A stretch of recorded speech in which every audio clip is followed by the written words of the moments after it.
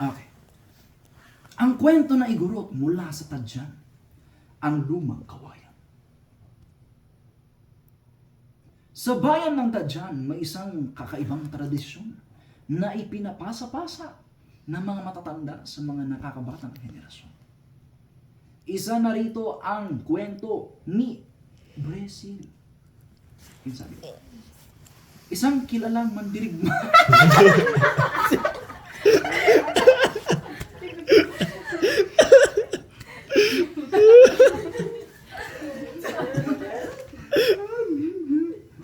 Si Brazil ay isang kilalang mandirigma sa kanilang nayo. Ngunit bago siya nakilala bilang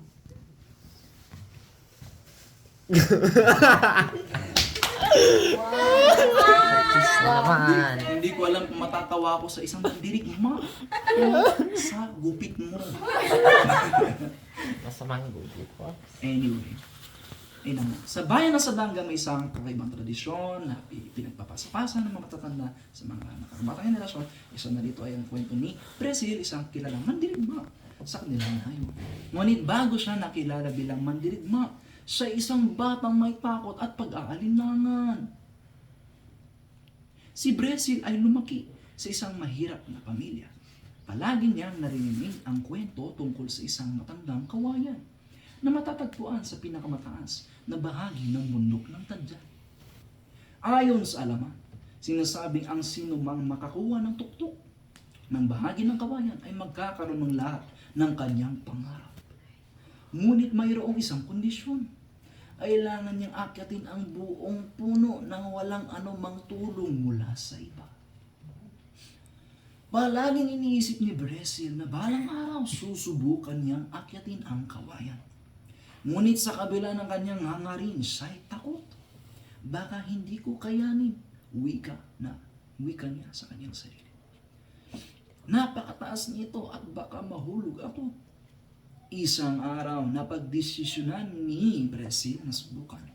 Napansin niya na ang ilang kababata niya ay nasubukan na. Ngunit lahat sila'y nabigo.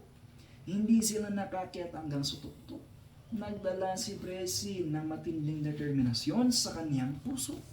Kasama ng takot na baka siya rin ay mabigo. Sa unang akyat, naramdaman ni Brazil ang pagod sa kanyang mga kamay. Napakahirap pala nito, sabi niya. Gusto na niyang bumaba, ngunit naaalala niya ang kwento ng kanyang mga ninuno. Laging mahirap na bahagi, pero ang susi ay patuloy na kumapit. Sabi ng kanyang ama noong siya'y bata. Dahil dito, nagpasyang huminto si Brazil at magpahinga sa isang bahagi ng kawayan. Hindi siya bumaba, hindi rin siya sumuko.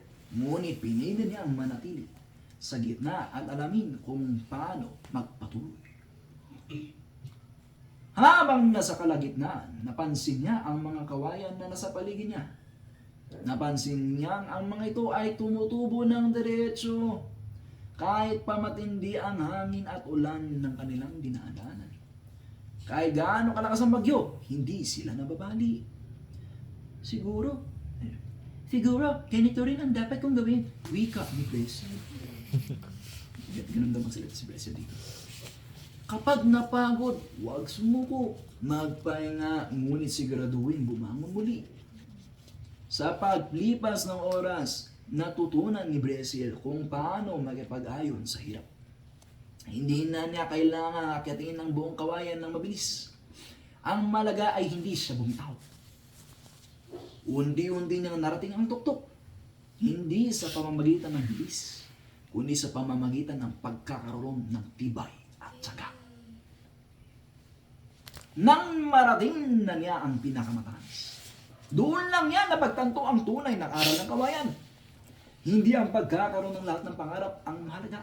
Ulitin ko, hindi ang pagkakaroon ng lahat ng pangarap ang mahalaga. Kundi ang bawat hakbang sa kanyang ginawa patungo rito. Ang lahat ng kanyang paghihirap, bawat sugat at galos, ay naging parte ng kanyang tagumpay. Bumaba siya mula sa kawayan.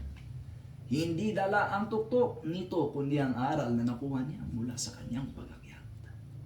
Ang tagumpay ay hindi nakukuha sa bilis ng pag-akyat, kundi sa kakayahang hindi bumitaw. Sheesh.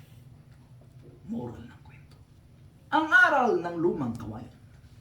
Students, sa negosyo at sa buhay, hindi laging mabilis ang pag-akyat patungo sa ating mga pangarap.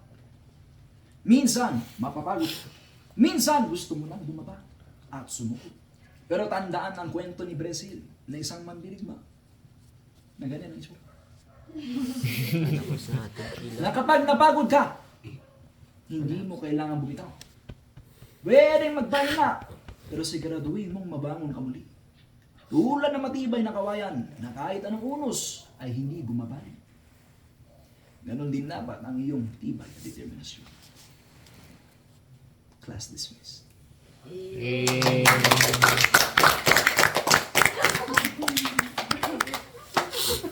Kinjis. Maganda ba yung kwento? Yes, Ay, grabe naman si Bressie. Di ba? Anong pakiramdam? Isa ka pala mandirigma.